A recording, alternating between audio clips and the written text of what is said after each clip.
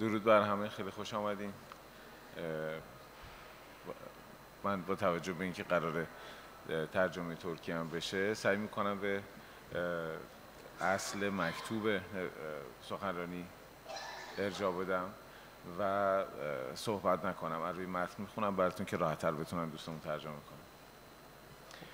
من اذن شروع کنم. آره دیگه. معرفتون کنم لازم هستم چون دیگه. Hadi şunu konuşalım. Saygıdeğer sanatseverlere, saygıdeğer konuklarımıza, herkese hoş geldiniz diyorum. Biz beraber arkadaşlar buradayız. Size muhteşem bir sanat yolculuğa götüreceğiz. Sayın önde gelen isim, İran'da önde gelen isimlerde sanatçımız, çağdaş sanatçımız Sayın Mahyar Çamçı Bey'di. Her şeyden önce kendisinden biraz bahsetmek istiyorum. Kendisi ressam, şair, yönetmen, yazar ve yaklaşık 20 senelik bir bu alanda profesyonel olarak çağdaş İran sanat çalışında çalışıyor. Ve özellikle 10 senedir mit ve mitoloji üzerinde de çalışıyor. Ve son yıllarda da çağdaş sanat analizler üzerinde kendi perspektifine devam ediyor. Size bu yolculuğuyla beraber inşallah başlayacağız. Hocam buyurun.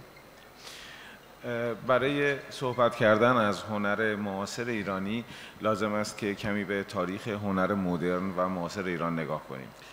هنر ایران بعد از ورود اسلام تا انقلاب مشروطه و زمان قاجار، یعنی کمی قبل از جنگ جهانی اول، حدود سالهای 1906 تا 1916 همان هنر سنتی نگارگری و مینیاتور بود. دقیقاً پدر همان هنری که هنر سنتی ترکیه قلمداد می شود. İran çağdaş sanatından bahsetmek ondan önce biraz modern ve çağdaş İran sanat tarihine bakmamız gerekir. Onu ele almamız gerekiyor. İslam gelişinden Meşrutiyet devrinden sonra Kacar dönemine kadar yani Birinci Dünya Savaşı'na kadar kısa bir süre önce 1906-1916 yıllar arasında İran sanatı daha çok geleneksel resim ve minyatürden ibarettir. Bu anlamda Türkiye'de geleneksel sanatıyla benzerlikleri de taşıyor.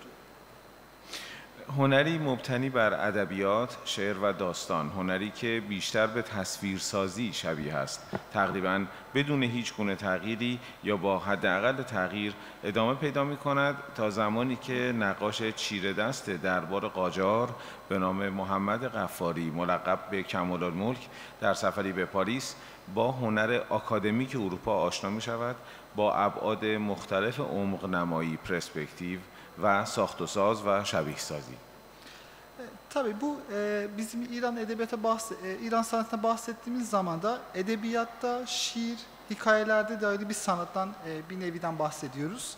Ve bunun resimde de çok illüstrasyona benziyor. Tabii bu geleneksel sanat yüzler yıllarda aynı şekilde devam ediyor. Ancak bu Kacar döneminde kadar, Kacar Sarayı'ndaki baş ressamı Kemal-i kadar bir değişikliğe de bir rota değişikliği şahidiz. Kemal-i Paris gezisi sırasında Avrupa'da akademik sanatçılarla tanışma fırsatı oluyor. Onun yanında da Avrupa akademik sanatıyla perspektif, yapım, simülasyon boyutlarıyla taşınmasına kadar neredeyse hiçbir değişiklik olmadan aynı sanatı da devam ediyor. Yani İran'a naklediyor. او به ایران باز می‌گردد و این هنر را به شاگردانش می‌آموزد. او اولین مدرسه هنری به سبک جدید را در ایران بازگشایی می‌کند. آثاری شبیه آثار اوژن دلاکروا و هنر آکادمیک به معنای کلی هنر مثل هنر رنسانس، منریسم، باروک، رمانتیسم و غیره را که غالباً به شکل منظره و پورتره اشاره می‌شد، تقریباً تا پایان جنگ جهانی دوم و آغاز سلطنت پهلوی دوم به عنوان متداول‌ترین شکل هنر در ایران ارائه می‌دهد. Tabii bundan sonra ise de Kemal-i İran'a dönmez. Bu sanatın öğrencilere de öğretiyor. Daha sonra da daha çok Egon Delacroix eserleri benzeyen yeni bir tarz sanatı ortaya koymaya çalışıyor. Genellikle manzara, portre şeklinde sunulan bir Rönesans ve Manierizm, barok ve romantik ve saire sanatları içerisinde bir genel sanat anlamı ifade etmeye çalışıyor. Tabii bu anlamda akademik sanat 2. Dünya Savaşı'na kadar, yani sonuna kadar Pehlevi, 2. Pehlevi saltanata kadar aynı şekilde yaygın bir şekilde devam etmektedir. در میانه حکومت پهلوی دوم و حوالی سالهای دهه 50 و 60 میلادی هنرمندان ایرانی ترقیخواه در سفرهای خود به اروپا با هنر مدرن آشنا شدند. بخش‌هایی از هنر مدرن مثل امپرسیونیسم، اکسپرسیونیسم، کیوبیسم، ابسترکت اروپایی، ابسترکت اکسپرسیو آمریکایی و غیره. این گروه از هنرمندان با آموزش درس‌های مدارسی مثل مدرسه هنری بازل و مدرسه هنری باهاوس در ایران به رواج هنر مدرنیستی پرداختند. Tabii bu 2. Pehlevi dönemine kadar ortalarda, yani 50'lerde, 60'larda, yıllarda İran sanatçılarda, yani İran'daki önde gelen isimlerde, aydınlarda, aydın İran sanatçılar Avrupa gezilerde modern sanata daha yakında bir şekilde tanışma fırsatı buluyorlar. Bunun gibi Kubiz, Avrupa soyutu, Amerikan diş vurmacı soyutu, hepsine tanışma fırsatı oluyorlar. Ve bu sanatçı grup İran'daki Basel, Baus gibi okullarda ders vererek modernist sanatını yaygınlaştırmaya çalışıyorlar. کم کم بنیادهای هنری مثل دانشگاه‌ها و گالری‌ها تشکیل شدند و سلطه هنر مدرنیستی در این بنیادهای نوپای هنری پررنگ شد. اینجا درباره سالهای 1960 و 1970 حرف میزنیم، دقیقاً در دورانی که هنر مدرنیستی در جهان آخرین نفسهای خود را میکشید و با سرعت به دوران مرگ قطعی خودش نزدیک میشد. Tabii bu sanatçılarda Avrupa gezdikten sonra yaptığı adımlardan sonra şöyle bir şey şahit oluyoruz. Yavaş yavaş üniversitelerde, galeri gibi sanat kurumlarda da ortaya geliyor. Ve sanatçılar da bu okullarda ders vererek modernist sanata yaygınlaştırmaya çalışıyorlar. Ve modernist sanatı tam hakimiyeti bu dönemde biz görmekteyiz. İran'daki galerilerde ve üniversitelerde. Tabii 60'larda ve 70'lerde tam bir anlamda modernist bir sanatında Batı dünyasındaki ölmek üzere de ve son nefesini vermek üzeredir. Ancak İran'da hızlı bir şekilde bu dönemde biz hakim bir sanat anlayışıyla karşı karşıyayız. بعد از انقلاب 1979 در ایران از این سیطره هنر مدرنیستی کاسته نشد. ولی بخش‌های هنری که به تفکر انقلابیون وقت نزدیک بود و تمایلاتی هم به نقاشی رئالیسم سوسیالیستی در بلوک شرق در دهه 50 و 60 داشت نشان داد.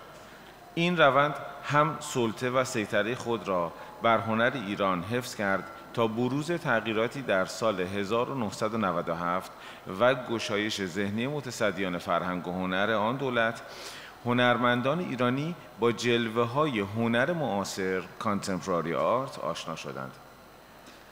Tabii İran'da 1979'daki devrimden sonra modernist sanatın bu hakimiyeti azalmamış daha doğrusu. Ancak dönemin devrimci hükümetinde düşüncesi yakın olan sanat kesimlerde 50'lerde, 60'lardaki yıllardaki Doğu Buluke ya da daha doğrusu sosyalist gerçeklik tablosularda aynı şekilde devam etmektelerdir. O yönlemeyi görmüş oluruz. Bu eğilim, yani daha doğrusu bu dönüş 1997'de de değişikliklerde meydana gelen ve hükümetin kültür ve sanat kuratörlüğünde zihinlerde açana kadar İran sanatçılar çağdaş ve çağdaş sanatın etkilerinde aşina hale gelene kadar İran sanat üzerinde hakimiyetlerini sürüyorlar. اما هدفم از بررسی این تاریخ‌ها و روند هنری ایران گفتن این نکته مهم بود. هنر اروپا حدوداً 500 سال از قرن 14 تا قرن 19 مرحله به مرحله هنر آکادمیک و بازنمایانه را پیش برد تا به هنر مدرن رسید و همین روند طی 30 تا 40 سال در ایران طول کشید. Tabii ben bu kısa tarihten bahsettiğim bir de İran'daki sanatsal sürecini incelemekte amacım neymiş onu söylemek istiyorum. Avrupa sanatı 14. yüzyılda 19. yüzyıla kadar yaklaşık 500 yıllık bir süreç içerisinde bu aşamaya kadar gelmiş daha doğrusu. Ve 500 yıl boyunca ilerlemiş. Ancak bu süreç İran'da biz bunu sadece 30 ve 40 yıllık bir süreç içerisinden bahsediyoruz. هنر جهان حتی بیش از 150 سال به خلق و امتداد سبک‌های هنر مدرنیستی و گسترشش پرداخت و سپس مرگش را به عنوان هنر آوانگارد اعلام کرد، اما ایرانیان همین مراحل را باز هم طی 30 تا 40 سال طی کردند. Tabii bunu da bakmamız yani dikkat etmemiz başka bir puf noktası var burada. Dünya sanatında modern sanatın tarzlarında yaratmak ve genişletmek yaklaşık 150 senelik bir yani 150 senelik daha fazla bir süreçten bahsediyoruz. Ve bunun için 150 senelik bir zaman harcamış ve ardında da avantgard sanat olarak ölümüne ilan etmiş ve bitmiş. Ancak İranlılar 30-40 yıllık boyunca aynı aşamaları yeniden başlamışlar. یعنی حدود 700 سال تجربه تاریخی هنر را ما در ایران در طی 80 سال طی کردیم. حالا این سرعت و طی چنین مسیری هم معایبی دارد هم محاسنی. Tabii yani şöyle kısaca özet bir şekilde söylemek istersek biz bu sürece 80 yılda yaklaşık yani 80 yıllık bir süreçten bahsediyoruz. Ancak Avrupa'da ve dünyada bunun 700 yıllık bir tarih sanat tecrübesinden kendini barındırıyor. Ancak bu hızı hem avantajlar hem dezavantajları kendi içerisinde sahiptir. Onu şu an değerlendireceğiz. از معایب این سرعت میتوان به این نکته اشاره کرد. هنر اروپا با خلق و مزه کردن تک تک این جریانات هنری و درک آنها با تار و پود خود در هر مرحله نیاز به پیدایش سبک‌ها و جریانات جدید هنر را درک کرد و بر اساس این نیاز اجتماعی هنر جدید را خلق کرد و سپس از همان عبور کرد. Yani tabii biz bunu şu şekilde bu konuya şu şekilde ele alırız. Avrupa sanatı bu sanatın akımları her birini yaratıp fısıldayarak ve kendi dokusuyla anlayarak her aşamasını hissetmiş. Yani sanatın tarzında ve akımları ortaya çıkması, ihtiyacı fark etmesi ve daha sonra bunu toplumsal bir ihtiyacı hale getirmesi ve yola çıkarak yeni bir sanatı yaratmış olmuş. Ancak bunu daha sonra da aynısından bu sanat anlayışı ve kavramsızlığı da geçmiş. حالا که در ایران تمام این جریانات و سبک‌های هنری به شکل MP3 فقط مرور شدند. این مرور خیلی کم توانست به خلاقیت در محدوده نیازهای اجتماعی و هنری دست پیدا کند.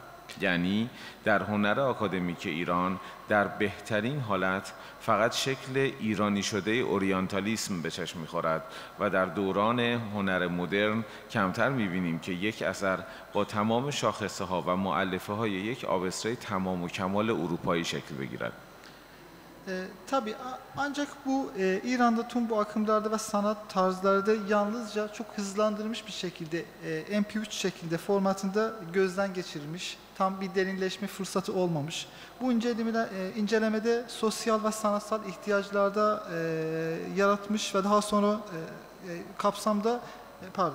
bu incelemede sosyal ve sanatsal ihtiyaçlar kapsamında aracıyla çok az ulaşabilmiş. Daha doğrusu toplumda pek çok haşir neşir olmamış kısacıysa. Yani İran akademik sanatında en iyimser haline baktığımız zaman da İran oryantalizm biçimi görebiliriz ve modern sanat çağında tam bir Avrupa soyutundan tüm özellikleri ve bileşimleri içeren bir yapıdan nadiren görüyoruz eserlerde. ولی در اینجا باید به یک نکته بسیار مهم دقت کرد. ایرانیان سعی کردند که هنر مدرنیستی را از آن خود کنند یا به اصطلاح ایرانیزه کنند، یعنی از موتیف‌های هنر سنتی خود مثل فرش، نگارگری و موتیف‌های معمارانه در هنر مدرن استفاده کنند. این سعی ناخودآگاه جریان هنر معاصر را تسریع کرد، یعنی عبور از گذرگاه مدرن به معاصر را هم سریعتر کرد هم آسانتر. Tabii bunu dikkat etmemiz gerekir. Yani bu süreçten şunu dikkat etmemiz lazım. İranlılar modernist sanatı benimsemeye çalışmışlar. Ve bu benimsemede yani daha şu şekilde ifade edebiliriz. Yani bunu İranize ettiler. Yani tam benimseme aşamasına geçmişler. Bunu nasıl yapmışlar? Halı sanatı, resim ve mimari motifleri gibi geleneksel sanat motiveleri çağdaş ve modern sanatını kullanmakta istifade etmişler. Tabii bunu bilinçsiz bir şekilde bu bir çaba, yani sanatı bir çaba olmuş ve yeni modernden çağdaşa geçiş de aynı hızla ve daha kolaylaştırma amacıyla kullanmışlar bu motifleri. یعنی با توجه به شاخصهای فرهنگی و اجتماعی ایرانیان که اشاره خواهم کرد، بستر ورود نقاشی ایرانی به جریان پست کانسپچوال پینتینگ بسیار هموارتر شد. در اینجای صحبتم میخواهم کمی هم فرهنگ و شاخصهای اجتماعی ایرانیان را بازگو کنم. نکته اول، یقیناً بر تمام کسانی که ما ایرانیان را میشناسند پوشیده نیست که مهمترین شاخصه فرهنگی ایرانیان شعر و ادبیات است. ادبیاتی که فخر ادبیات جهان است و بر پایه عرفان، فلسفه، داستان و روایت ایجاد شده. Tabii pardon. Yani İran'dan bahsettiğimiz zaman da yani İranlıların bahsettiği kültürel ve sosyal özellikle bahsettiğimiz zaman da İran resminde post kavramsal resim akımında girme platformu çok daha pürüzsüz bir hale getirmiş. Yani İranlılar daha doğrusu kendi resim, mimari ve motifleri post kavram resme geçmek için çok kullanmışlar. Burada biraz İranlıların kültürüne ve sosyal özelliklerine bahsetmemiz gerekir. Bu pürüzsüz etmeye bunları nasıl bir işimize elde ettik? Birincisi, İranlıların en önemli kültür özelliği şiir ve edebiyat olduğunda her zaman herkes biliyor ve biz de bahsetmek istiyoruz. Biz İranlıları tanıyan için elbette bir sır değil, yani edebiyata önem verdiğimiz şey. Dünya edebiyatı gurur olan İran edebiyatı, tasavvuf, felsefe, hikaye ve anlatılara dayanan edebiyattır. Şiirlerimiz bile hikaye anlatıcı motivi mevcuttur. Ve bu merkezi hikaye İran yaşam tarzında da tam bir parçası olmuş. حتی شعرهای با هم داستانگو هستند. این داستان محوری بخشی از زیستن یک ایرانی است. Tabii bizim şiirlerimiz de tam bile bir hikaye anlatıcıdır ve bu merkezi hikaye İran yaşam tarzının bir parçasıdır. نکته دوم، سانسور. این سانسور همه جانبه است. فقط بخش کوچکی از آن سانسورهای چند صد ساله حکومتی است مثل بقیه دنیا و بخش مهمش با اسمهایی مثل خویشتن‌داری، حیا، ادب، فرهنگی و اجتماعی است. این خویشتن‌داری ها باعث استفاده استادانه نقاشان ایرانی از سمبل ها، نشانه ها و استعاره ها می شوند. Tabii ikinci nokta, yani ikinci dikkat ettiğimiz puf noktası şunu söyleyebiliriz. Sansür, tabii çok önemli bir kavram sansurdur. Tabii sansür dediğimiz zaman da sadece bir kısım bu geçen yüzyıldaki gördüğümüz devletler tarafında sansürcülüğü kavramıdır. Ancak bunu bir önemli bir kısım ise de otosansürdür. Yani insanlar kendi tarafında, kendi eserlerinde sansür ediyorlar ve bunu tevazu ve kültürel ve sosyal nezaket gibi isimlerde de edebiyatımızda anlayabiliriz ve onu görebiliriz. Bu kısıtmalar İran ressamlarda nasıl görüyoruz eserlerde? Sembol, işaret, metaforları ve ustaca bir şekilde kullanıyorlar eserlerde. اگر از بخش‌هایی مثل پاپ آرت، کانسپچوال آرت که شامل حالا ویدیو آرت، اینستالیشن و پرفورمنس میشه و مینیمال آرت که ارتباط کمتری به جهان نقاشی دارن بگذاریم، ترکیب اون چیزی که تا الان خدمت شما عرض کردم نقاشی معاصر ایران و نقاشی پست کانسپچوال رو میسازه. البته نه همش، بخش قابل توجهی رو. Tabii resimlere daha az ilgili olan pop art, kavramsal sanat artı ne gibi video art, entelasyon veya performans gibi sanat dalları, minimal sanat gibi bulumlara atlarsak şimdiye kadar anlattıklarımızda bir bileşimli İran resmi, çağdaş ve post modern sanatını tam bir yan yana getiren bir kavram oluşuyor. نقاشی معاصر و پست کانسپچوال ایرانی برای آنکه از آن خودسازی هنر نقاشی را انجام بدهد در هیچ سبک و هیچ شیوه هنری به طور خاص محدود نمی شود. نقاش ایرانی به فراخور معنایی که می‌خواهد ارائه دهد در جاهای مختلف از امپرسیونیسم، اکسپرسیونیسم، ابسترکت، اسکچ، آکادمیک آرت، رئالیسم و حتی هایپر رئالیسم استفاده می‌کند. Tabii İran post kavramsal resmi akımı şöyle değerlendirebiliriz. Yani bunu kendisini Batı resimleri gibi geliştirmek için kendi motifleri de kullanıyor. Bu tarzı kullandığın zaman da onun yanındaki İranlı ressamlar vermek istediği anlama göre izlemcilik, dışa vurmacılık, soyut, eksiksiz ve akademik bir sanat anlayışı kullanıyorlar ve bunu tüm eserlerde farklı yerlerde kullanıyorlar. و اینها همگی عوامل معاصرساز نقاشی هستند. بخش بزرگی از نقاشی معاصر ایرانی امروز خواه ناخواه روایتگر، معناگرا و رازآلود است.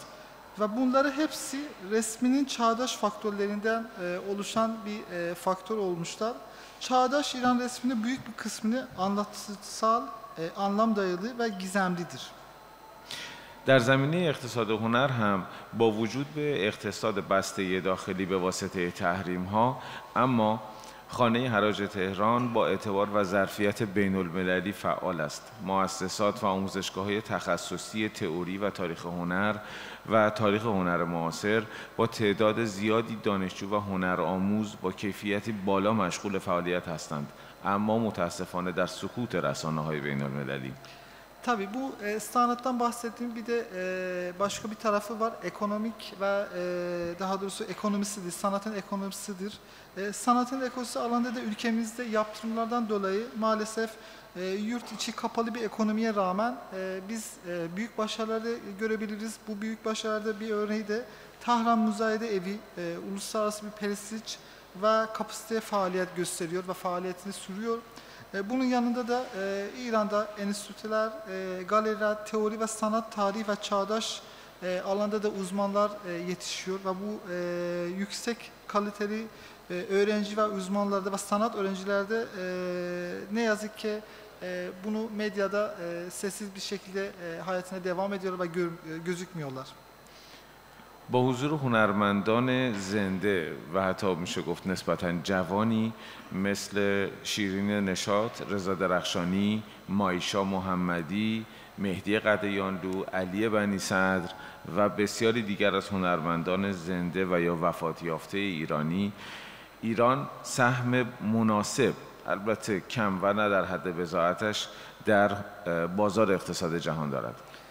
Tabii ki bu bahsettiğimiz zor koşullardan rağmen İran'da şöyle görebiliriz, şunu görebiliriz.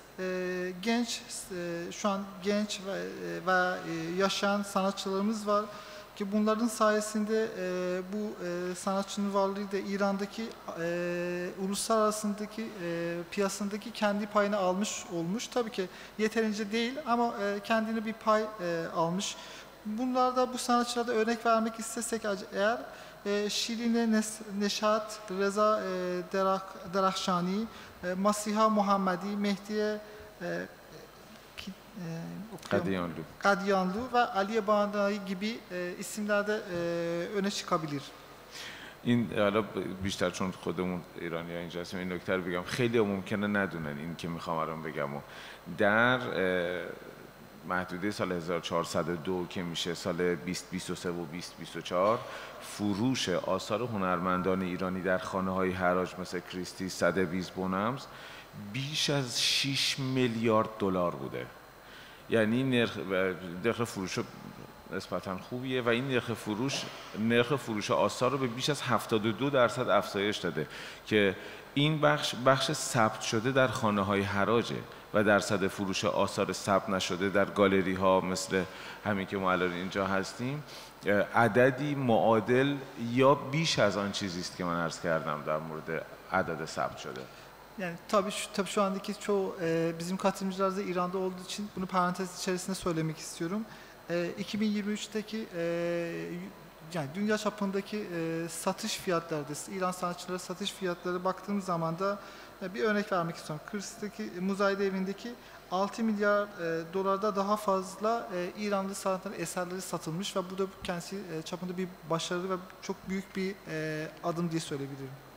به عنوان مثال از 236 اثر ارائه شده در همین سال 2023 و 2024 از 236 اثر ارائه شده ایرانی به خانه حراج ستبیز 91 اثر و توی حالت خیلی شگفت انگیز از مجموع 55 اثر ارائه شده ایرانی به خانه حراج کریستی 50 اثر فروخته شدن و با رشد بالا هم فروخته شدن.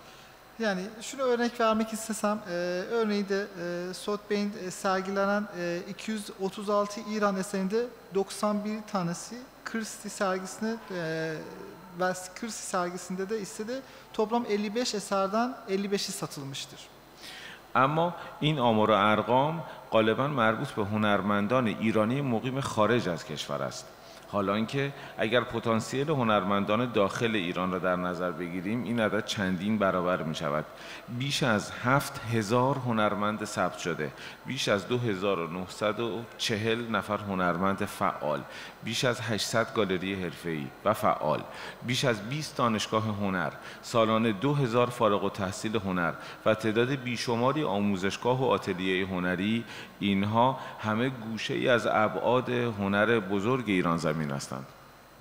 Tabii ben bunu biraz istatik anlamda size bilgi aktarmak istiyorum. Bunu İran'daki dünya sanat payında nelerdi bunu bazı rakamlarda işaret etmek istiyorum. Bu rakamlarda çoğunlukla İran dışındaki yani bahsettiğimiz satışlarda İran dışındaki yaşayan sanatçılardan oluşuyor.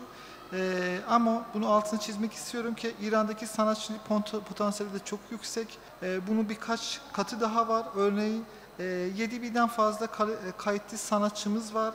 2940'tan fazla aktif sanatçı mevcuttur. İran'da kayıtlara göre 800'den fazla profesyonel ve aktif galeri İran'da faaliyet gösteriyorlar. Birden fazla sanat üniversitemiz var ve her yıl yaklaşık 2000 sanat öğrencimiz mezun oluyorlar ve sayısız sanat okulu ve enstitülerde ve stüdyolarda İran'daki faaliyet gösteriyor ve bunlar sadece bir parçasıdır. گالری موج و من به عنوان یک هنرمند و پژوهشگر ایرانی این را بر خود واجب می‌دانیم تا در زمینه معرفی هنر و هنرمندان ایرانی در سطح بین‌المللی خارج از مرزهای خودمون هر جا که میخواد باشه تا جایی که میتونیم فعال باشیم و همه کوششی که میتونیم رو انجام بدیم. Tabii ben bir İranlı bir sanatçı olarak ve araştırmacı olarak ve Moj Galerisi koleksiyondaki beraber çalıştığımızda her zaman gayetimiz budur ki İran sanatını ve sanatçımızı tanıtmaktır dünya çapında ve bunu gayret göstermeye çalışıyoruz ve bunu bir sorumluluk olarak görüyoruz. Bizi dinlediğiniz için teşekkürler. Varsa bir sormak istediğiniz bir şey varsa alabiliriz. Teşekkürler. سوالی چیزی اگر دوستان هست مسئله هست صحبتی هست من خدمتتون باشم. Hocam ağzınıza sağlık. Katıldığınız için çok teşekkürler. Var olun. Sağ ol. Teşekkürler. فقط نکته آخر Son bir nokta. این واجبه که من این عرض بکنم تمام قد باید تشکر بکنم از یک انسان فرهیخته درجه یک و محترم که به عنوان لیدر مقتدر ما ایرانی‌ها اینجا حضور دارن حمایت ازمون کردن از رئیس محترم انجمن ایسیاد و تیسیاد انجمن تجار و صنعتگران مقیم کشور ترکیه ایرانی مقیم کشور ترکیه جناب آقای سعید محمد جان من واقعا بابت تمام حمایت این چند وقت از شما سپاسگزارم تشویقشون بفرمایید. Tabii bunu da söylemek gerekirse şu andaki İranlıları temsil eden İstiyat ve Müsiyat Başkanı Sayın Said Muhammed Can Bey'de de kendi şükürlerimi sunuyorum. Yaptığı emekler için sınırsız bizim için Buradaki bulduğumuz süreçte de gerçekten bize çok yardımcı oldu. Kendisi buradaki teşekkürler sunumlarımıza sunuyoruz. Teşekkürler Sayın Başkanımız.